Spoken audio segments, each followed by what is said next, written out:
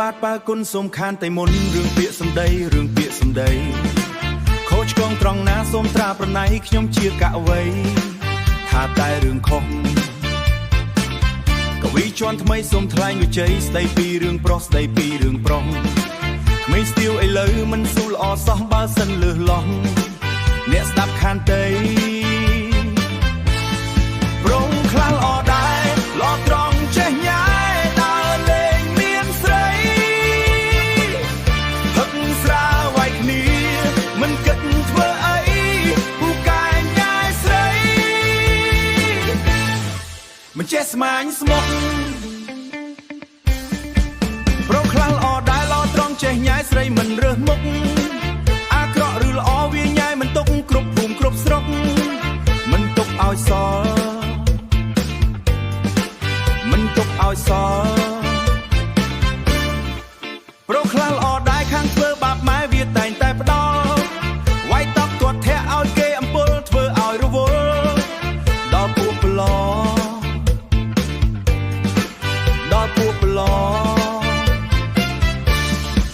ប្រខ្លាំងល្អដែរល្អខាងពូកែខាងខ្ជិលសំគីខាងកិច្ចសាលាមិនចេះព្រះរិះពូកែគេច្វេះមិនចូលសាលាប្រខ្លាំងល្អមែនខាងជក់អភិនឆ្នាំញៀនកៅមកញៀនលបែងស៊ីសងញៀនស្រីញៀនស្រាខ្លួនស្ទើមរណាហួននឹងពលស្ដីប្រខ្លាំងល្អដែរខាងដើរប៉ោឡែលបែងដូរតន្ត្រីផ្លូវបាយមុខធ្វើគ្មានសល់អ្វី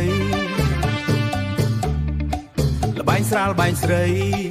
មិនព្រមភ្ញាក់ខ្លួនប្រងខ្លាំងល្អដែរល្អត្រង់ចេះញ៉ាយដើរលេងមានស្រីហឹកស្រាវាយគ្នា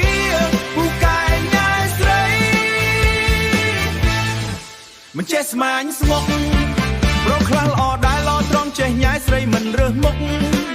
អាក្រក់ឬល្អវាញ៉ាយមិនទុកគ្រប់ភូមិគ្រប់ស្រុកមិនទុកឲ្យសល់ប្រខ្លាំងល្អដែរខាងធ្វើបាបម៉ែវាតែងតែផ្ដោវាយតប់ទាត់ធាក់ឲ្យគេអំពុលធ្វើឲ្យរវល់ដល់ពួកប្លោប្រខ្លាំងល្អដែរខាងដើរប៉ោឡែលបែងដូរតន្ត្រីផ្លូវអាបាយមុខធ្វើគ្មានសល់អ្វីលបែងស្រាលបែងស្រីមិនព្រមភ្ញាក់ខ្លួនប្រុសកំខូចពេកដឹកនៅមិនល្អទេ